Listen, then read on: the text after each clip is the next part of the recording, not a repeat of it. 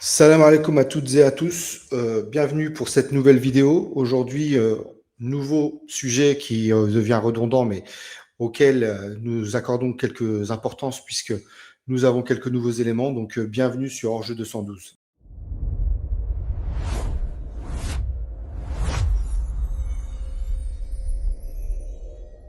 Salam Youssef, comment tu vas?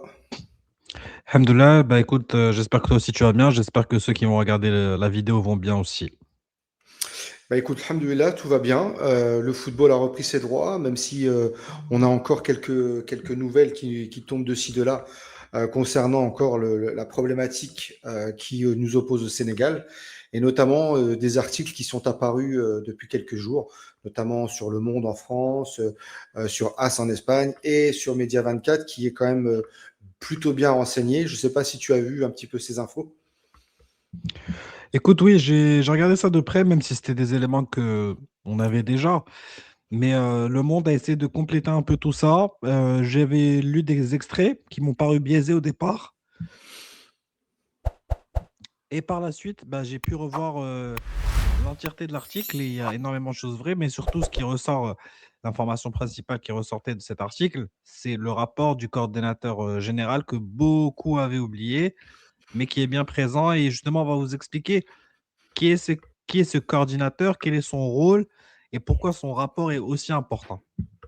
Ah, justement, tu fais bien d'en parler parce qu'en fait, beaucoup de gens estiment à tort que l'unique parole, parole d'évangile, comme diraient certains, est celle de l'arbitre, qui, comme étant celui qui est le garant du jeu, a permis à ce que cette rencontre aille à son terme, a validé, on va dire, un petit peu le titre au Sénégal, donc faisant fi, on va dire, des possibilités qui existent après la rencontre, puisque comme on l'a déjà dit à maintes reprises, il existe des commissions qui sont prises par les différents acteurs du match, en l'occurrence le Maroc.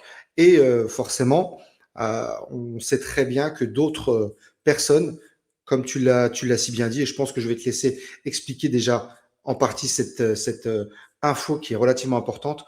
Pourquoi est-ce que cette personne, tu vas expliquer un petit peu à nos auditeurs et à nos abonnés son rôle et le pourquoi du comment il en est arrivé à ce que cette décision qu'il a faite de faire un rapport amène le Maroc dans cette situation. Bah, je pense que je suis bien placé pardon, pour parler du coordinateur général, surtout qu'il s'agit de Tunisien Khalil Mkhtar, que j'ai déjà rencontré par le passé à plusieurs reprises, lors de rencontres notamment de Coupe de la CAF, mais également lors de la CAN. En fait, son rôle, il est là en tant que superviseur. C'est en fait le coordinateur qui gère tous les aspects de la rencontre. Sécuritaire, communication. En fait, il y a d'autres coordinateurs à côté de lui, par exemple un coordinateur média qui lui gère les médias à côté, mais lui est en fait son supérieur. Et il est là également pour superviser le travail du commissaire au match, de l'assesseur VAR également. Bien sûr, il n'a pas l'autorité, entre guillemets, d'un arbitre, mais son rôle, justement, c'est de superviser, de voir ce qui se passe à droite et à gauche, et de faire un rapport et de relever, justement, tout ce qui, forcément, lui plaît, lui déplaît. Il fait un rapport vraiment complet sur le match, c'est-à-dire tous les aspects. Il a un tableau de bord qu'il doit suivre. Est-ce que le match a débuté à l'heure? Est-ce que le commissaire au match a fait son travail? Est-ce que l'arbitre a fait sortir les joueurs en temps et en heure? Est-ce que le coup d'envoi, parce que vous voyez souvent quelqu'un qui est avant le coup d'envoi, qui est juste sur la ligne, en fait, au centre, de l'autre côté, bien sûr, à côté des bancs de touche, et vous le voyez en fait tenir, bah, déjà regarder sa montre, et comme s'il donnait un signal à l'arbitre. C'est en fait par moment le coordinateur général, mais également par moment le commissaire au match. Ça dépend des situations, mais il est là également pour les assister, pour être sûr que le match est parti en temps et en heure, et ensuite, comme j'ai dit, superviser. Et là, son travail, justement, c'est de superviser également tout ce qui est hors sportif. Et ce qui s'est passé, notamment cette sortie du terrain, c'est pas sportif du tout. Voilà. Donc ça, il est obligé de le relever, de le noter, de dire pourquoi ils sont sortis, comment ils sont sortis, à quel moment ils sont sortis, à quel moment ils sont revenus. Tous ces détails, il est obligé de les noter. Et Ben, évidemment, il y a des matchs où il a plus de travail. Sur celui-là, il a beaucoup plus de travail à faire. Mais voilà, c'est son rôle et effectivement, il est tenu de faire un rapport qui entre en Mhm. compte également pour l'homologation en fait d'un résultat par moment, pas tout le temps. Je suis pas vraiment sûr de cette info pour être franc avec vous. Il faut que je me renseigne beaucoup plus. Mais en tout cas, pour tout ce qui est amende, sanction, mais en fait, ça vient de lui dans la majeure partie du temps. C'est-à-dire que s'il y a des fumigènes et que vous voyez une équipe qui a pris des amendes, ben lui aussi a relevé ça, ainsi que On le va, commissaire au match. on va tout de suite évacuer une question qui, je pense, va trotter dans la tête de beaucoup de personnes qui vont écouter tes explications. Pourquoi un Tunisien? Donc là, forcément, beaucoup vont dire encore oui, c'est biaisé, etc., etc. Donc voilà, je te pose la question que beaucoup de personnes vont se poser. Pourquoi est-ce que ce commissaire est tunisien? Déjà parce que c'est pas sa nationalité qui prime, c'est ses compétences et c'est le meilleur dans son domaine. Ça veut dire qu'il est intransigeant. Je vous le dis, je l'ai connu, je l'ai rencontré plusieurs fois. Croyez-moi qu'il n'est pas là pour rigoler. Il est vraiment très sérieux dans son travail, très rigoureux. Et ensuite, pourquoi un Tunisien? Bah, parce que il n'y a pas de conflit d'intérêt, parce qu'il a aucun pouvoir, justement, comme je l'ai dit, sur le sportif. Il est là pour superviser tout ce qui se passe à côté, donc le bon déroulement du match, mais à côté, sur ce qui se passe sur le terrain, ne le concerne pas. Mais encore une fois, une sortie du terrain, c'est pas du sportif, c'est de l'antisportif. Ensuite, il faut savoir, c'est que le coordinateur général est affecté à un stade, voire, dans de rares cas, à une ville pendant toute la compétition. C'est-à-dire que il ne change pas match après match. Ça a toujours été le même, ça sera toujours le même. Comme pour l'assesseur VAR, vous pouvez aller chercher, par exemple, le coordinateur général qui était à Marrakech, il n'a pas changé. Celui qui était au grand stade de Tanger, il n'a pas changé. C'est toujours les mêmes parce que justement, il s'imprègne justement de comment est le stade, comment s'organisera le match dans ce stade. Et donc, c'est le plus à même, en fait, de rester dans le stade au final parce qu'il va connaître, en fait, les moindres détails pour, pour justement faire en sorte que le match se déroule dans les meilleures conditions.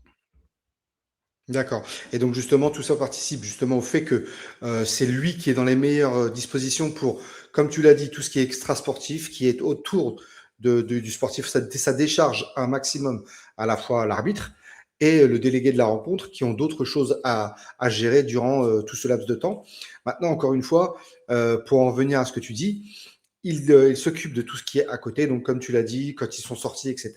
Mais tout ça est documenté, c'est-à-dire c'est pas lui qui le sort de son chapeau. Il y a toujours tout est bien retranscrit de façon transparente. C'est pas encore une fois des choses qu'on peut ah je suppose, j'imagine, etc. Tout est vérifiable, sourcé. D'autant plus que on a la chance d'avoir un stade flambant neuf avec des caméras qui diffusent et qui permettent justement aux assesseurs, aux techniciens, aux arbitres, aux commissaires au match, etc., de pouvoir vraiment suivre en temps et en heure ce qui s'est passé. Donc voilà, c'est un petit peu ça. Maintenant, on va essayer aussi de parler un petit peu de ce qui est sorti donc dans la presse, comme tu l'as dit, notamment justement ce que le commissaire de la rencontre a pu écrire dans son rapport. On a maintenant un peu plus de détails. Je te laisse les dévoiler et surtout bah, les mettre en lumière par rapport à ce qu'on sait déjà. Bah, en fait, déjà, l'arbitre, selon encore une fois l'article du Monde, il parle d'un arrêt temporaire du match, une sortie du terrain ou d'un abandon. Il faut que je revoie l'article exactement, temporaire. Et justement, c'est sur ce point-là que le Sénégal, justement, bâtit sa défense déjà de un sur le fait que ce soit temporaire. Après, il y a l'autre point sur le fait que l'arbitre est le seul maître à bord, mais ça, c'est fortement contestable. Mais aussi, ce que j'ai appris, justement, ce matin encore, c'est qu'ils bâtissent en fait aussi leur défense, pas sur le fait qu'ils sont sortis du terrain. C'est pas les mots employés, pas sur le fait d'abandonner le match. Bien sûr, c'est pas du tout le mot employé. C'est sur l'arrêt temporaire du match. Mais c'est pas un arrêt. Parce que l'arrêt temporaire du match, en fait, c'est l'arbitre qui le met en place. S'il veut le mettre en place, soit pour boire de l'eau, soit pour quoi que ce soit, whatever. On sait jamais, je ne sais pas pour quelle raison on pourrait arrêter un match. Oui, des fumigènes, etc. Ouais. Mais là, rien ne justifie en fait leur défense. Parce que pour quitter un match, qu'une équipe quitte un match, il y a une seule raison. Je pense que beaucoup ne sauront pas laquelle. mais c'est qu'il y a en fait un problème sur le plan sécuritaire, Voilà. qui en fait viennent perturber ou viennent mettre en péril la sécurité des joueurs sur le terrain. Est-ce que le fait que il y avait une petite invasion de l'autre côté justifie ça? Je ne pense pas parce qu'ils ont été bien maîtrisés et de toutes les manières, l'arbitre l'aurait demandé de lui-même de C'est sortir. ça. Donc rien ne justifie. Donc ensuite, ce qu'on apprend, c'est que, voilà, comme j'ai dit, ils veulent se baser sur le fait que ce soit temporaire.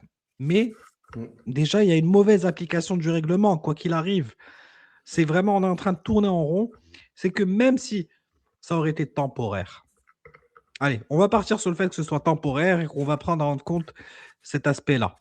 Et qu'eux disent que l'arbitre est le seul maître à bord. Sauf que là, il n'est pas seul maître à bord parce qu'on apprend que Safari, donc le directeur de la commission des arbitres, a donné l'instruction pour qu'il n'ait pas de carton jaune et de ne sanctionner personne et de ne pas arrêter le match aussi, paraît-il. Oui, Mais ça, c'est sur ça. ce dernier point, voilà, il faut qu'on aille chercher un peu plus loin. Mais en tout cas, il y a bien demandé à ce que l'arbitre ne donne pas d'avertissement. Et là, par contre, ça biaise le résultat final. Parce que si l'arbitre est vraiment maître du terrain, il doit appliquer le règlement. On peut me parler d'interprétation, etc., de, de gestion du match. Je suis désolé, le règlement est le règlement au final. Parce que quand tu reviens, tu dois prendre un jaune. Parce que même si tu vas boire encore une fois juste une bouteille d'eau sans avoir l'accord de l'arbitre, c'est un jaune. Et là, Exact. je pense on aurait des 2 ou 3 joueurs qui auraient été expulsés du côté sénégalais. Donc voilà, au final, que dire? On a appris des choses, mais sans vraiment en apprendre de nouvelles, parce que ça, on le sait déjà. Sauf qu'on sait maintenant que ils veulent se baser leur défense sur le fait que ce soit temporaire. Mais encore une fois, ça biaise le résultat, quoi qu'il arrive. Parce que je l'ai dit, ce match, en fait, le fait de sortir du terrain et de revenir, ça biaise le résultat. Parce que même sur le plan mental, les équipes ne sont plus les mêmes. Je vais prendre l'exemple de Didier Deschamps, tout récemment, qui a disputé un match face au Brésil aux États-Unis. Ils ont fait une pause de 3 minutes. C'est un peu au style, ben justement, US, NFL, etc., ou etc. cette pause pub, etc. Il a dit ça perturbe le rythme. Alors, imaginons 12 ou 13 minutes d'arrêt de jeu. Une Et nouvelle qu'en mi-temps. plus, une nouvelle mi-temps, et qu'en plus, c'est même pas un choix de l'arbitre, c'est un choix délibéré de la part d'une sélection, même si j'ai pas envie de jeter toute la faute sur la sélection, mais d'un entraîneur. Mm. Bien évidemment, poussé par d'autres personnes qui avaient déjà, j'imagine, parce que tu prends pas ce genre de décision comme ça à la légère. Ça veut dire que ça a sûrement dû être discuté. J'ai pas les Ouais. preuves pour. C'est pas une excusation. C'est encore une fois juste peut-être une idée. Parce que ça me paraît beaucoup trop poussé de sortir du terrain sans avoir l'aval de ses dirigeants auparavant. Mais en tout cas, rien de nouveau. La défense me paraît, encore une fois, c'est moi, hein, mais je ne suis pas membre du TAS, je ne suis pas arbitre au sein du TAS, me paraît quand même un peu légère. Et par contre, ce que je remarque, c'est que le narratif a commencé un petit peu à changer. Je sens plus Depuis quand? l'agressivité depuis que Image 7 n'est plus là. Voilà, Image 7, on était les premiers à vous en avoir parlé. Vous c'est avez dit ça. qu'il y a une agence qui accompagne justement la Fédération sénégalaise de football pour pousser son narratif dans les médias sénégalais.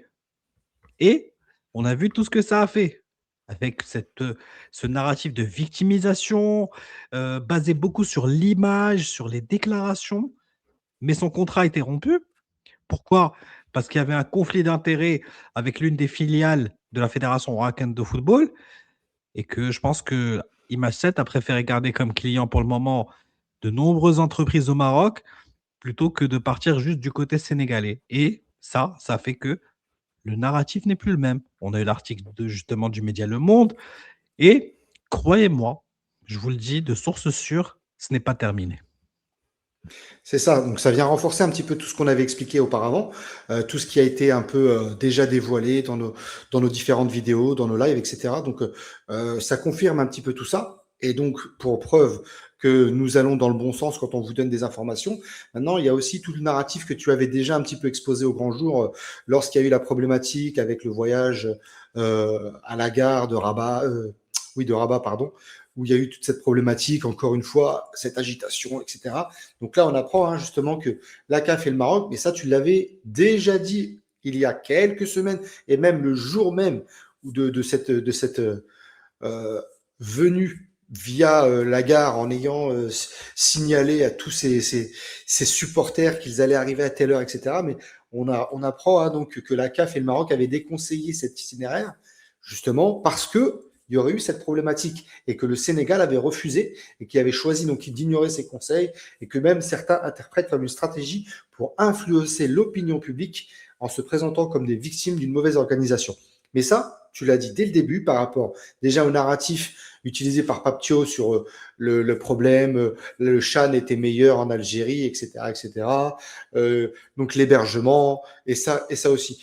On en vient au fur et à mesure à des confirmations. C'est bien, parce que même si on l'a déjà dit, finalement, le fait que d'autres médias plus importants, plus voilà, vont peut-être vous rassurer sur notre sérieux, notamment sur le fait qu'on, quand on vous dit quelque chose, c'est sourcé, c'est prouvé, et encore une fois aujourd'hui. Mais tout ça, ça avait été dit il y a quelques semaines déjà sur notre antenne. Youssef, vous avez tout détaillé, et donc on en revient à la même chose.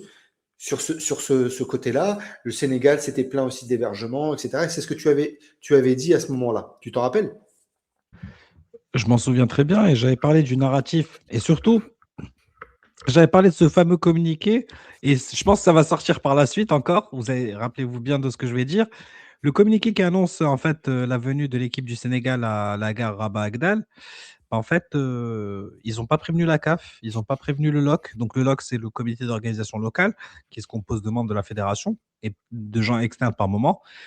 Et je pense qu'on va apprendre par la suite que même la CAF, elle va devoir le dire clairement, même si ça ne rentre pas dans cette affaire au tas, j'imagine, mais on ne le sait jamais, qu'elle n'était pas prévenue.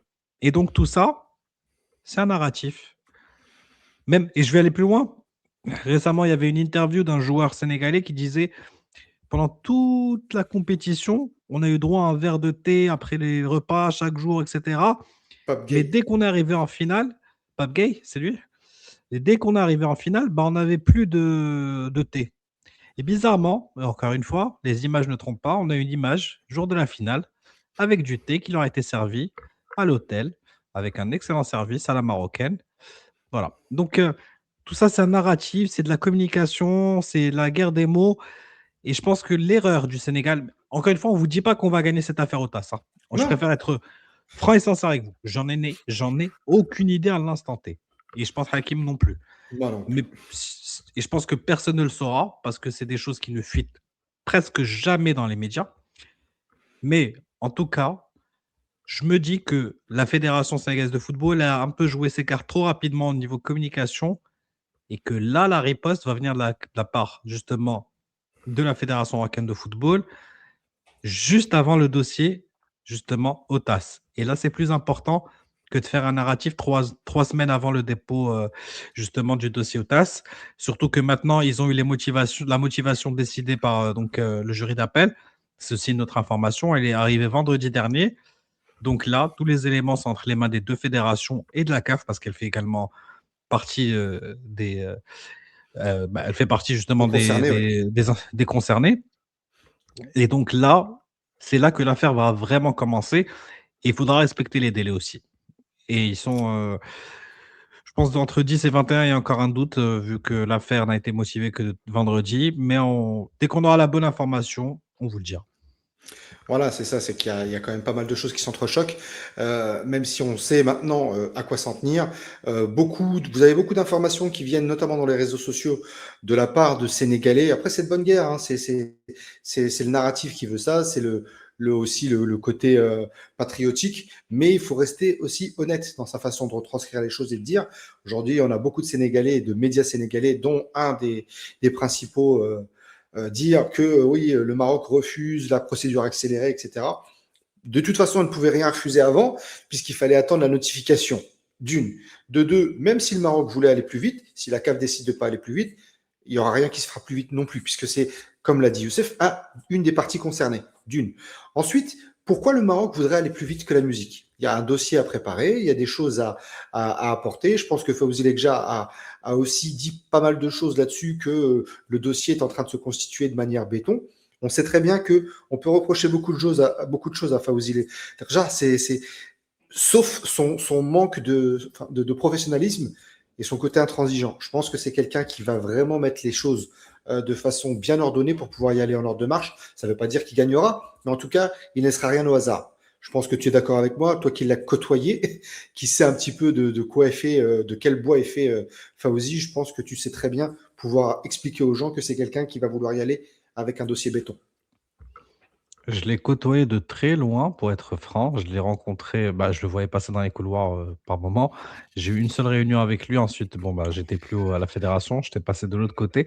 Mais en tout cas, oui, c'est quelqu'un de très intransigeant, mais qui travaille, sereinement et je pense que justement, c'est ça le propre du Maroc, c'est qu'on te dit: «Vaut mieux aller doucement mais sûrement». Mais, voilà et et ne pas confondre vitesse et précipitation. Donc, et c'est important dans ce dossier-là. Donc c'est pas forcément dans notre intérêt d'aller plus vite si le dossier n'est pas frais à 1000. Et C'est- je pense que le Sénégalais devrait également faire de la même façon. Mais vu la vitesse à laquelle ils ont communiqué, pendant ces dernières semaines et qu'ils ont jeté toutes les cartes possibles parce que là, il y a plus rien à dire. C'est terminé. Vous savez, il y a vraiment plus rien à dire, hein. Et pourtant, on n'a encore pas du tout entendu le Maroc. Et là, le problème, c'est que ça laisse la place libre au Maroc de pouvoir enfin communiquer à sa guise. Vous avez terminé? OK, next, maintenant à nous. Et ça tombe juste avant le dossier, enfin le dépôt du dossier devant le TAS. Mais oui, je n'ai aucun doute sur le fait que le dossier sera traité avec énormément de justesse. Voilà, donc je pense qu'on a fait le tour sur certaines formations. C'est vrai que c'était une information assez primordiale parce que ça met en exergue ce qu'on vous a déjà dit, ce que d'autres médias aussi ont pu dire, qu'il y a quand même quelque chose de concret du côté du Maroc. Le Maroc avance sereinement sous les radars.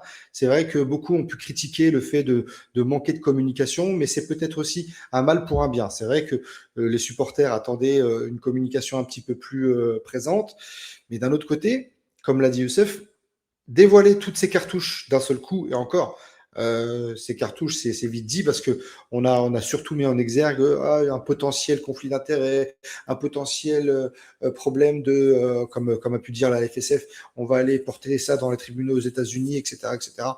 Si ça ne touche pas les États-Unis, s'il n'y a pas d'argent qui transite via les États-Unis ne pourront rien faire. Il faut qu'il y ait une vraie raison de saisir les tribunaux aux États-Unis. Mais s'ils ont de l'argent à perdre par rapport à ça, grand bien leur face. Je pense que le Maroc est serein. S'il y a des problématiques, et encore une fois, peut-être que le Maroc perdra aussi au niveau du TAS. Ça, c'est à la discrétion des membres de la commission du TAS. Hein. Après, on verra bien. En tout cas, je pense que la stratégie est plutôt la bonne, celle d'avancer masqué et d'y aller avec ses arguments à soi. Voilà, je pense qu'on a fait le tour, Youssef, de cette information et on vous souhaite une bonne fin de journée. Et puis, on espère vous voir très bientôt, Inch'Allah, pour parler football. Merci à tous et à bientôt. Et n'oubliez pas de vous abonner, de liker et de laisser un commentaire parce que ça aide pour le référencement de la chaîne, parce qu'on compte énormément sur vous pour faire grandir la chaîne. Et je vous le dis, je pense que l'un de mes objectifs principaux avec Hakim, c'est que la chaîne atteigne les 10 000 abonnés avant la Coupe du Monde. Merci beaucoup. Inch'Allah.